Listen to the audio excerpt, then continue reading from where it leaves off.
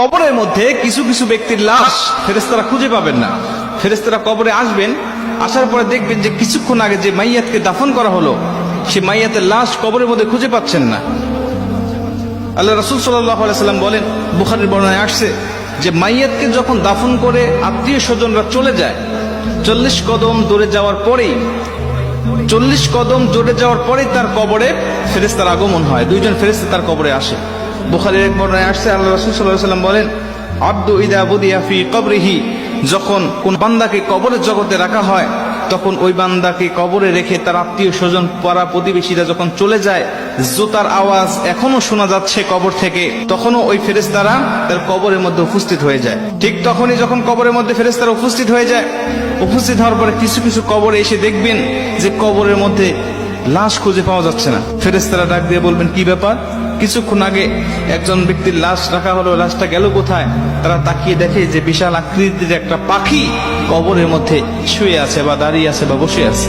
পাখিকে উদ্দেশ্য করে ফেরেশতারা ডাক দিয়ে বলেন, পাখি, একটু আগে অমুকের সন্তান অমুক নামে একটা মাইয়াতকে এই কবরে রেখে গিয়েছে, ফুলান ইবনে ফুলান, অমুকের সন্তান অমুক এই কবরের মধ্যে শায়িত করা হয়েছে, সেই লাশটি গেল কোথায়? তুমি কি দেখেছো? পাখিটি ডাক দিয়ে বলবেন, হ্যাঁ আমি দেখেছি। কোথায়? বললেন, সে আমার ডানার তলে ঘুমাচ্ছে, আরামের ঘুম, প্রশান্তির ঘুম দিয়েছে, আমি তাকে কবর থেকে জাগ্রত করব না। ইসরাফিল আলাইহিস সালাতু ওয়াস সালাম যখন সিংহায় ফুঁক দিবে তখন পর্যন্ত আমি তার পাহারাদার হিসাবে এখানে থাকবো, তাকে প্রশান্তির ঘুম দেওয়ার জন্য আমি এখানে তাকে পাহারা দিব। মুসলমান ভাইরা আমার, ফেরেশতারাই পাখিকে ডাক দেয়া বলবেন, পাখি রে, ওই ব্যক্তিকে একটু বের করে দাও, আমরা তাকে শুধু 3টা প্রশ্ন করে চলে যাব। 3টা প্রশ্নের উত্তর যদি দিতে পারে তাহলে তুমি তাকে আরামের ঘুম, প্রশান্তির ঘুম তুমি তাকে পেরে রাখবে। পাখিটি ডাক দেয়া বলেন, না, আমি তাকে বের করে দিব না, আমি তাকে বের হতে দেব না, আমি তাকে ডাক দিতে পারবো না। খবরদার তোমরাও উচ্চ স্বরে কথা বলবে না।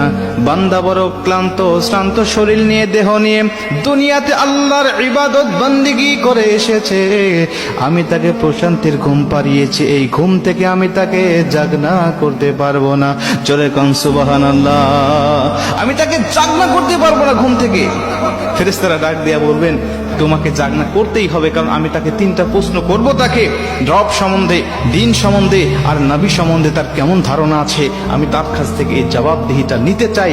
তারপরে তুমি তাকে আরামের ঘুম, প্রশান্তির ঘুম তুমি তাকে পারাবে, যদি সে উত্তরগুলো দিতে পারে। আর যদি না দিতে পারে তাহলে তার কবরটা হবে জাহান্নাম, জাহান্নামের গর্ত, তাকে জাহান্নামের বিভিন্ন আযাবগুলো ভক্ষণ করতে হবে। মুসলমান ভাইরা আমার, পাখিটি সঙ্গে সঙ্গে ডাক দিয়া বলেন, ফেরেশতা, তুমি জানো না এই ব্যক্তিকে আমার আল্লাহ পাক ভালোবাসেন, এবং আমি যে পাখি আকারে তোমরা আমাকে দেখতে পাচ্ছ, আমি দুনিয়ার কোনো পাখি নয়, আমি হলাম এমন একটি আমল।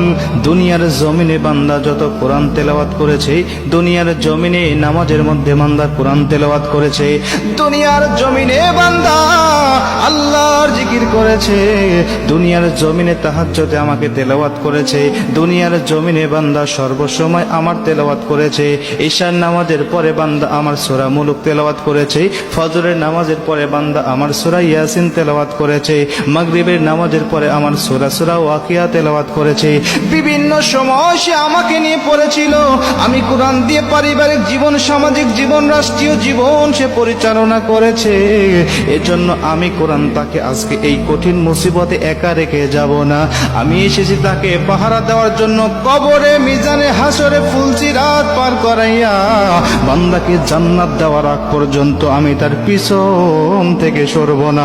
জোরে কোন সুবহানাল্লাহ।